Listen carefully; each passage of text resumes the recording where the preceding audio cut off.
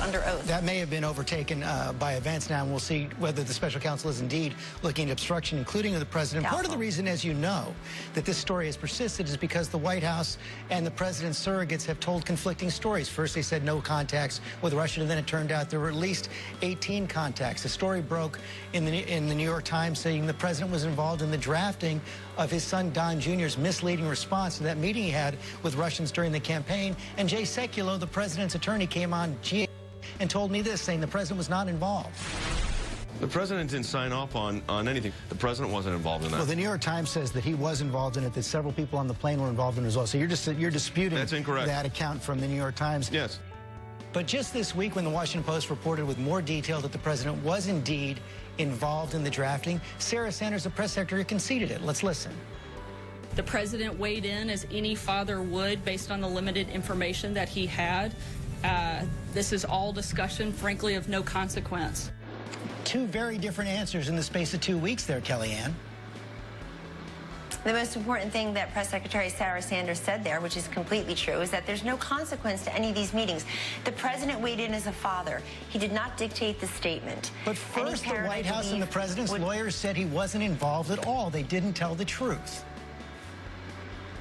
George, you know, I know there's this whole thing about where everybody wants to take about this tack. telling the truth. You know, let's talk about, let's talk about telling the truth. Let's talk about a president looking Americans in the eye who are still suffering 8 years later, who were lied to. If you like your plan, you can keep your plan. If you like your doctor, you can keep your doctor. Benghazi happened because of a video. Go tell the families of those 4 innocent Americans you're simply who were changing the slaughtered in subject Benghazi, right here. that lie mattered. Hold on a second. No, that is the subject. Let's talk about credibility that impacts Obama people. and Hillary Clinton. Right there, I said Those were big lies. directly different responses within 2 weeks. How do you explain that? Can the president and his team get control of that and be open and truthful about the Russia investigation?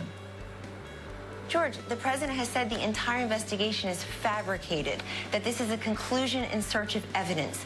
They've come up with nothing. We've been doing this for almost about a year now. And what is there to show for it? What has actually metastasized in a way that we can say, wow, there's a smoking silver bullet? I spent a lot of time with you during the campaign as a campaign manager on your 2 programs, and others did with ABC as well. What one thing did we ever say, do, or conspire that had anything to do with Russia? When I needed negative information about Hillary Clinton, I took a moment and I listened to Hillary Clinton. I mean, we went to Michigan, Kellyanne, not but wait Moscow. a second. We know we know now what has come up in just the last few weeks is that Don Jr. responded to an email saying that he was going to get Russian government information on Hillary Clinton. That was not out during the campaign. That was revealed just in the last several weeks. Right, but what came of that meeting? Nothing. Jared Kushner shared with the House and Senate committees and then with all of us in a public statement at the White House about 10 days ago, George, that he had texted an aide and said, please get me out of this meeting. It's a waste of time. If you're getting dirt on your political opponent, if you're getting the silver bullet and the secret sauce on how to win the election, you don't ask your aide to pull you out of the meeting. You say, please order lunch. Let's just stay a while. There's nothing. It was nonsense. It was a ridiculous meeting. It was nothing. People want to offer their services and have meetings all of the time. Believe me, I know you know this. But let's look at the consequence. No follow-up, no results, no relatability. I was never informed of that meeting. I found out about it when you found out about it, when the rest of the public did. When the president had no knowledge of that meeting. Bottom line, Kellyanne. Yes. Does the president commit to not firing Robert Mueller? The president has not even discussed that. The president is not discussing firing Bob Mueller. But will he commit not to fire him? And cooperating with. He has not even discussed He's not discussed firing Bob Mueller. That's not what I'm asking. Ty Cobb.